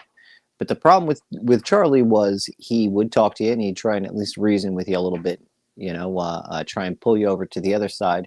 And then realizing too that in that conversation, you've just now made 10 other fans. You know what I mean? Somebody who agrees with your argument or maybe come to the side of your argument, depending upon how it's worded. So I don't know. I think it's real weird. Also, Erica Kirk's, she's lied a shit ton and it's all on record. You know what I mean? Even I watched the debate too between Candace and Andrew Wilson, right? And one of the weirdest parts about weird, right? Well, yeah, but his text message claim, right? He claims that he has a text message of Charlie saying that he thought it was the left. First off, one of Erica's first statements that came out was like, first off, no one was talking to Charlie behind the scenes where Charlie was saying that he thinks he's going to be killed. That was bullshit because he totally was. He messaged at least a few people like that, and those messages have come out. But definitely not the left. You know, even Erica Kirk has made statements that Charlie never mentioned anything about the left trying to kill him. You know, so it's real weird that a TPUSA paid debater came in and refuted the claims of the now CEO, Erica Kirk. You know, she's also a trad wife. What is she doing running a business her husband was just killed in with their kids? Dude. Anyone with any logic, like I would imagine, like if my wife and kids, right, I was murdered, I would not want my wife in that position just so she can take care of the kids. You know, like I wouldn't want her to be assassinated, you know? Yeah, Grail, you bring up a good point looking at it from that kind of 50,000 foot view, right? It's they're dealing with a population, hundreds of millions of people. And it reminds me of those experiments that CIA scientist did where he tried to provide a utopian rat society. And what happened when they provided that utopian rat society is the fucking rats went crazy. They stopped having sex. They stopped procreating. And every single time they would destroy themselves. They almost I don't blame the them. Struggle. Yeah, that's what I'm saying. Like, I don't blame them when you figure out that life is pointless. You know what I mean? Right. No matter what your outcome is already decided. That's kind of why I think that we have just suicide as a thing on this planet. You know what I mean? Like, it's I don't know. You have certain things that drive you as a human being. Once those are taken away, whether it's government or other things, you know what I mean? Maybe it's just a life that takes those things away. You know, or circumstance, I should say. But like, it's still hard. You do that to an animal, they're gonna have that same feeling. Yep. You take an extraterrestrial from Zeta Reticuli who's flying here on a mission and crash lands and throw him into the box, for lack of a better term, for an eternity. Like, we don't think his friends are going to come back and be pissed? I mean, we would. That's the first thing I'm planning for. We would. So I hope. I've got a wicker basket that I got muffins in there. I've got like all sorts of condiments. I'm giving an I'm sorry basket. The second that I find out that we have any of their bodies or crafts, I'm just going, look, guys, I apologize on behalf of us all. Please accept this basket of muffins and charcuterie boards. There's going to be many charcuterie boards inside the basket. Nothing says I'm sorry like a Richard Marx CD. Throw that bad boy in there and pray for the best. But no, yeah, I mean, that's what we would do, right? Like if we had a Going seal, Jack Johnson bubbly toes. We'll see how that does the aliens. if we had a Navy SEAL trapped behind enemy lines in Iran, you know what we'd do to get that guy out? Do some crazy shit. So, I don't know. Maybe what's coming in 2027 or what is it now? 2036? I forget. They keep changing it. But maybe what's coming, if we even get there, is dude. retribution. Have you heard the story that just came out about Bill Gates' daughter and Stanford College? Oh God, what happened? Okay, so apparently Stanford had a secret class that very few students were invited to attend. It happened once a week for 1 hour. They would meet together and talk about how to rule the planet, and yeah, really weird. It just was a big, huge expose because now she's getting fucking trashed along with Bill Gates again. But folks, look into that. I don't know if you want to do a quick Google search and just give it a read, but it's fucking insane, dude. No, because this is like MK Ultra or maybe Mockingbird 10.0. This is like the marshmallow experiment that that Wojcicki, the fucking prior YouTube CTO, was a part of, right? Or CEO. And the thing is, you know, what's really disappointing is when you start doing deep dives into some of this stuff, like MK Ultra, Project Artichoke, what they may have been doing at Skinwalker Ranch, what they may have been doing to folks in third world countries they think could acquire psionic Stanford, abilities. dude. Stanford was the SRI program with the remote viewing stuff. Like, how many shitty things does Stanford have to be involved in? You know, like, it's just wild. And what's going on with, you know, all this is going on, and we still have Stephen Greer and the Monroe Institute and CE5 going on, right? And they're still able to hail whatever it is that they're hailing with that CE5 stuff. And they're still teaching that course at Monroe Institute. Oh, Psionic says she's running a scam. Like her app is being investigated for illegal data billing. Would not be shocked. Oh, that was the other portion of the story, because the Stanford bit wasn't the main fucking thing. The Stanford was an aside to the rest of that. Thank you, Psionic. What's funny is I totally forgot about that. Like, because this had me. This straight up looks like MK Ultra, like in the 15th iteration, right? Yeah, that's what's scary. Yeah, is you know, you see what, if you don't think that men are capable of doing these things, you really should go do And it's some research. mankind, really, because as a feminist, I think women are capable of evil as well. Oh, sure. Just, yeah, as a species in whole. Very capable. Women are probably more It's capable. a sexy, kind of like strong, confident girl boss kind of evil, but like, as a feminist, you know what I mean? Equal rights and all. That's right. They can kill just like the rest of us. Oh man. So so Annie Jacobson says the Roswell crash was most likely an advanced Russian jet.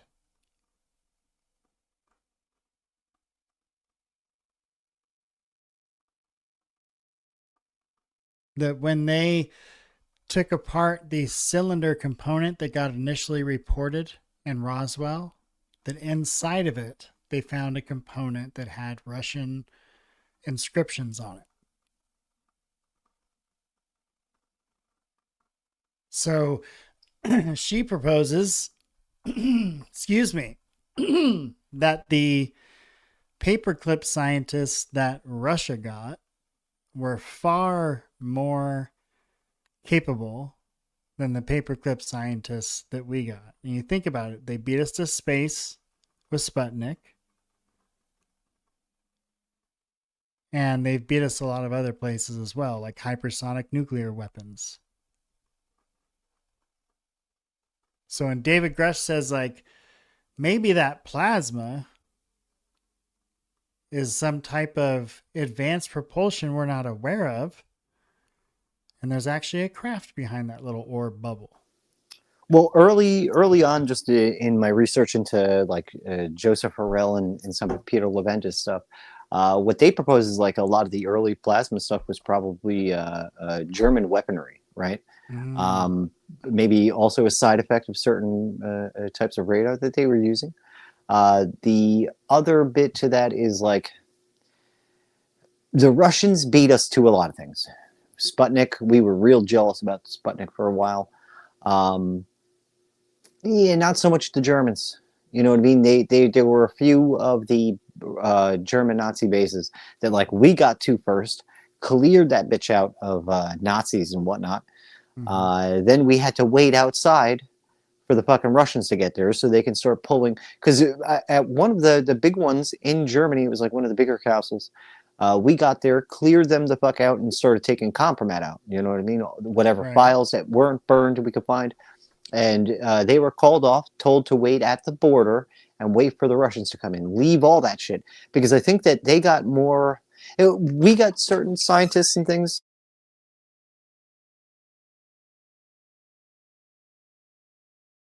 Oh, you muted, buddy.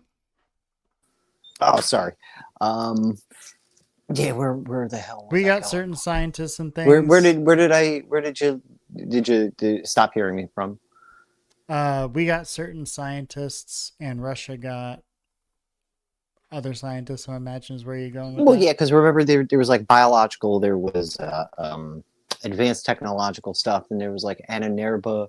Then you had psychologic. You had just many different fields, and then you had different types of metallurgy and things that were coming out of the Germans. So, I mean, like it was so compartmentalized. Who knows what got what? Why do you think that is? Was it the history of them in the region being part of Europe for that long and having that deep history, or absolutely, they were willing to just try whatever magic was available? So they had a deep history with it. One, like a lot of the alchemists were they're from Europe, that area in general, whether it be France, Germany, Belgium, like any of those areas. Then you also had their willingness to go places like the years leading up to World War II. You had the Ananerba and stuff who would go. They specifically took, like you can find it online, some video of it, and there's also a couple of pictures, maybe a book or two, where they went to Tibet. They spoke with monks and all these different people, and they actually wound up like making friends with them to where they shared customs and they did shit. So they did this all over the world prior to World War II getting their Argentina. Yeah, that was after World War II, but Argentina was kind of already primed by the Nazis anyway. But yeah, it was nuts though, absolutely nuts. But that also kind of proves that we didn't get the best tech either, because I know at least one of the Horton Hope brothers made it to Argentina and was working with their military. We didn't get that, and that was way more. Look at our what's it called? Our Delta Wing craft, the little triangles, right? That we do have and make. They were building those in the fucking 40s, Yeah. Well, we couldn't even find those scientists, right? The Horton Ho guys, like. We didn't even know where they were. It was like a mystery. Oh, big time. And then Psionic brings a good point up about the rubber, right? Where my issue with the rubber is, yeah, they got synthetic rubber, right? They invented synthetic rubber, but it was being manufactured in New Jersey oil, which is New Jersey, aka Standard Oil, which was in the United States. But the patent was held by Germany, and we couldn't use it. So it was being manufactured here and then shipped somehow magically to Germany during the war. Yep, magically, wink, wink. Amazing. But wait, didn't Standard Oil also own the train companies and a bunch of shipping? Oh, they also were a sister of the umbrella company, which is like Dow Chemicals, and IG Farben. IG Farben's the bad one, real bad one. Talk my shit as I puff on my vape.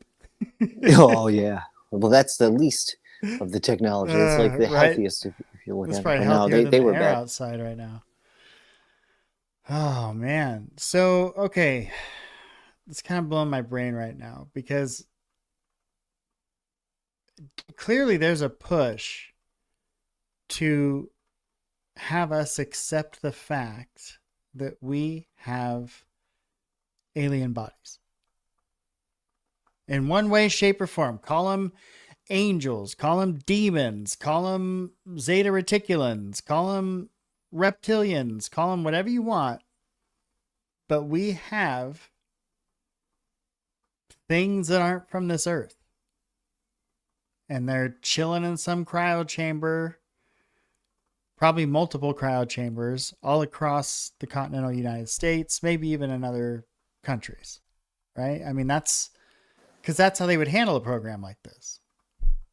If the ancient aliens are correct, and it used to be a cryo chamber, boom.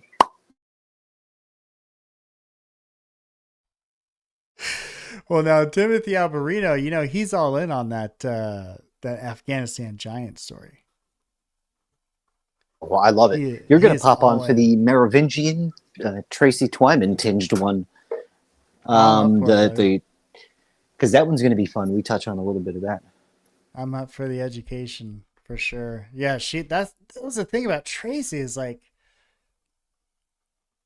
I'm so impressed with her work, and also terrified of about half of it. And also, you know, it's like, God, like where do you I've got draw good those news lines? for you. Because I know you were reading into some of her stuff. Now you don't have to because I know you've been busy lately. She's got all of her books now have been put onto YouTube. So I've been listening to everything I've read. Yeah, trying to freshen up for the Merovingian stuff. So I'm going to start sending you things.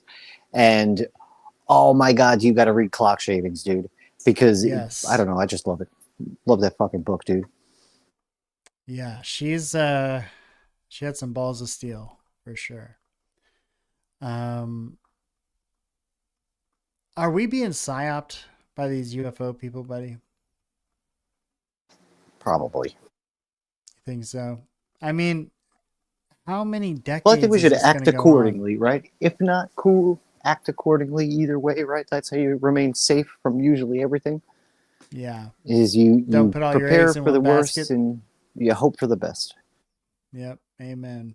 And that's the thing. See, because like, let's say the data dump comes out tomorrow, and it does meet that level of like, okay, this is enough evidence. I can hang my hat on this and say, this is real. This is a thing that's happening. Here is a being. Here is a craft. You know, here is a reverse engineering program. Like, this is what we developed. Like, boom, smacked in the face with the reality that it's not just been talk. It's been real. It's been going on this entire time. I really feel like people are going to go, huh? Yeah, I figured. And then just like go back to work. I don't think it's going to be some crazy thing that's going to like, what do I say? War of the Worlds caused hysteria, right?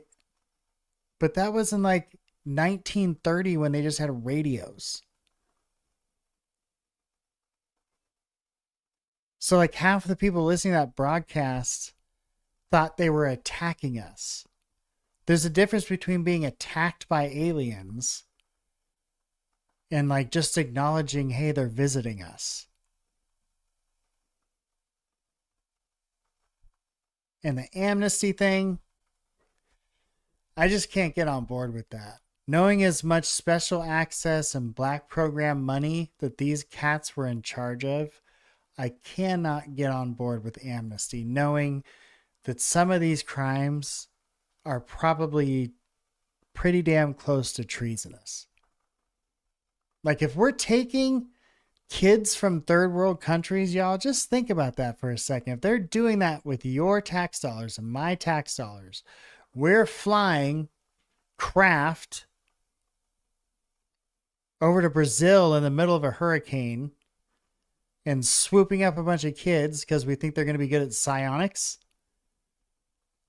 We've become the bad guys.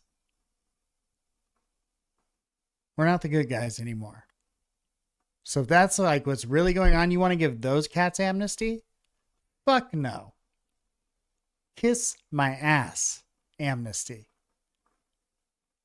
Make good decisions. You know, you don't have to follow an illegal order. It's crazy. It's your choice. Yup. And for anybody who's not within the military, like, as I understand, I don't know, state secrets and all that kind of shit fit into an NDA. But if you're not and you're just working for a company like private that has no military fucking contracts, your NDA is void the second they ask you to do anything illegal. Even if the wording is fucking illegal, it voids your NDA. So don't worry about it. Right. I mean, you may have a physical retaliation and you should be worried about that. But, like, don't worry about the legal side of things, because if you can prove your way in fucking court, you're good. Yeah, like Trump came out, he said you're good. So if you got a guy on NewsNation going, I still need more, okay. Like, what more do you need, buddy? He just said, like, if you signed an NDA, you're good to go. Well, I need the fucking special super duper protection for him. Well, I don't know about all that. Let's see, we got some comments in the chat here. Psionic says, we've been the bad guys since JFK, and the JBJ bending the knee to our greatest. Yeah, good points. Oh, and what up, Great Owl? A Gray Owl. Yeah. Good seeing you, bro. Always good to have a Gray Owl in the house. If we do not resolve such tyranny with justice, then it just continues on. It rewards the things we don't want to happen again. Amen, brother. That does 100% seem to be the case. All I know, and, you know, we're going to have an episode on Kirk. We're going to get more into it. But all I know right now, it seems to me like the most powerful man on the planet is actually this guy. You know who that is? Oh, Klaus Schwabenstein. Dun, dun, dun, dun, dun, dun, dun, dun. Like he actually wore that at a ceremony, y'all. He's like, look at me, I come in with my jacket. You could see my shoulder pads. They're very fashionable. It's like, bro, shoulder pads haven't been a fucking thing since 1980, man. We will control all the money. All the money. You will eat the bugs, and if you complain, you will eat the more bugs. Oh, God. Okay, so we've got alien bodies. We've got Charles Schwab. We've got Grusch on Dr. Phil, of all places. And this is the closest the FBI could get us to disclosure. So, what are your thoughts on UFO land right now as we wrap this one up? Hopeful, but I'm hopeful. You know what I mean? You know me, Mr. Positivity? Yeah. Yeah, I really hope, like, if it turns out we have these things, these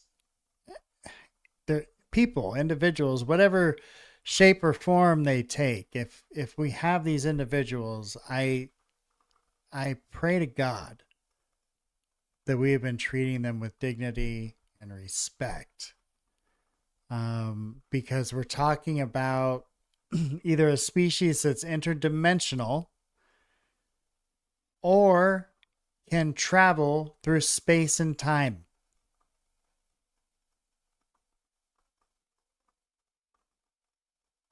And so something that can figure that out, we should probably give some dignity and respect to. Just my 2 cents. Just my 2 cents. Fletcher, what's up, buddy? Good to see you in the chat. What up, Fletch? We got everybody in the house tonight. I know. It's been a good one. Thank y'all for hanging out. Okay, so I know you got your podcast coming up, right? Oh, yeah, that's going to be tomorrow. I want you to pop in tomorrow if you can. If you can't, that's cool. We're not getting into the Tracy Twyman shit completely, but we're touching on Merovingians and necromancy and stuff. So you know that, like, is deals with the Templars. She was big into the Templars, so I'm hoping I can, like, You know me, always trying to work her into some shit. And we've probably covered, aside from people doing her interviews and stuff, I think we've covered a bunch of her shit as of recent to like, I don't know, hopefully bring some new fans to her works. You know, she aside from her fiction book, Genuflect, and some of the controversy she got herself into, also I don't want any lawsuits from her fucking husband. Yeah. Right. But she did great historical work. You know what I mean? She paid her own money for topics that she was interested in and found out things that nobody else was writing. So please give her a listen. You know, rest in peace, Tracy. You're loved, you know. She went places most of us are too scared to go. And, you know, she also was really good at, you know, Tracy was around and then gone before the whole AI large language model thing was kind of around, but she knew that it's human nature to look to oracles and to look to something that has the answer for us. And that as soon as something like a large language model or an AI model came out, that this was going to be our new God in a way. It's just pretty amazing how she was like ahead of that curve before these tools were even available to us. It's crazy. Yeah, we had that in the form of the prophet, right? Now the prophet is in a computer chip and is able to give us all the answers we're looking for. Yeah. You know, one hell of an analogy, and I think she makes a very sentient point well before, because like she passed in like 2019, so like well before the advent of what we know as AI today. Oh, you know, she was already on the ball with that one. Yeah, she knew something was going to come along, and it's going to be a problem because you got to think about it. When we got AI out there telling the robots how to do the jobs that people really don't want to do, it's going to change a lot of things. It's going to really change a lot of things. But on that note, I think it's safe to say one thing I can say on this UFO information is that I think, to me anyway, it's clear that Grusch and Davis, and even Bigelow to a degree, kind of run in those same circles. And it seems like we're hearing a message that they're trying to push at the same time, which is this captured aliens, captured craft thing. At least that's what I've been getting the last couple of weeks here. So who knows? Maybe that's the next big thing that's going to come out. Maybe in the next tranche, we're going to find out, oh, the J-Rod was real. We did have a gray for like 60 years. I mean, could you fucking imagine? Be nice to him. That's, I think, another thing we could take away from this episode. It doesn't hurt to be nice, you know? Doesn't hurt to be nice. Show a little hospitality. They traveled how many fucking light years to get here? You ask them if they'd like a drink. You know what I mean? Invite them for a cup of coffee. Even the mob invited the cops in for a cup of coffee while they flipped over the couches and tore apart the sofa cushions. Yeah, looking it's for just drugs business. and guns. It's just business. Just business. Oh man, All right, fucking buddy. love you, bud. This has been Love such you a too. cool Thanks for one. coming and hanging out. Yeah, this was Hell fun. This yeah, was fun. man. All the wackies in the comments and the people who showed us some love, thank you so much. We wouldn't be here without you, or we would be, but we'd just be talking to ourselves like a couple of crazies. Absolutely. Thank you all for coming and hanging out. We really love you. All right. Well, that's going to do it for this one. And then we'll get together on something on Tracy soon. And I think the next one we'll do together is probably going to be a little more of a deep dive into this Charlie Kirk shit, because the information that's coming out seems to really be derailing the case that's happening in court. And I don't know how much what happens out here is impacting what's happening in the court. I know that a jury and a judge are supposed to stay impartial. They're not supposed to be watching the news coverage or paying attention, but it's really hard to miss if you're on any social media or listen to any podcast, what's been happening, the developments has been going on with this new footage over the last couple of weeks. So raising a whole lot of really interesting questions and getting folks like me before that I wasn't super researching the case. I knew there was some weird stuff and I knew there was some strangeness, and I was like, well, let's let it play out and see what happens.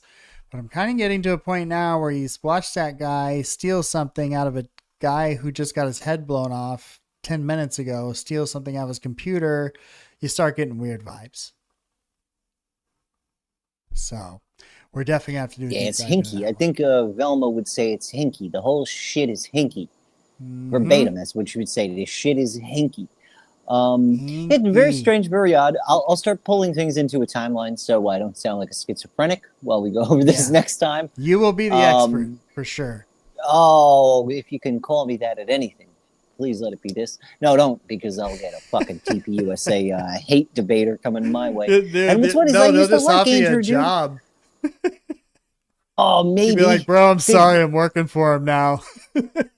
Like I like a lot of his religious debates, man, and dude knows a lot of his shit, man. And I couldn't believe he was that bad faith during this fucking debate, bro. The Andrew Wilson one? Yeah, because like I've seen him. He could be a total asshole. Yeah, he couldn't even name the fucking charges, man. That's like the first thing you learn is just the facts of the trial. You're trying, like, because that's also the thing. Neither we're gonna technically win because it hasn't even been fought out in court yet. You know, like we don't even know technically what's going to be used as evidence or anything. So much is on the table. To debate now was kind of silly, but she made $300,000 out of it. So look, if anything happens with your husband, Candace, which I respect him, respect you. I do not want to be a home wrecker. But in 3 to 4 years after the breakup, I would love to take you out on a lovely dinner. You know what I mean? In due time, I will court you for 6 or 7 more years, you know? She is fighting the good fight. She is fighting the good fight, for sure. Fuck yeah. All right, ladies and gentlemen, thank you for hanging out. We're going to go ahead and wrap this one up, and we will see you next time on the Gabriel Speaks podcast. Don't forget, like, subscribe, share, all those fun things. They really help us out. Follow Flak. Do the things, do the stuff. Do Flacula, the things. Flankenstein, the Flak Magnet on X. You'll find them. Called Flacula, bleh. Peace out, y'all.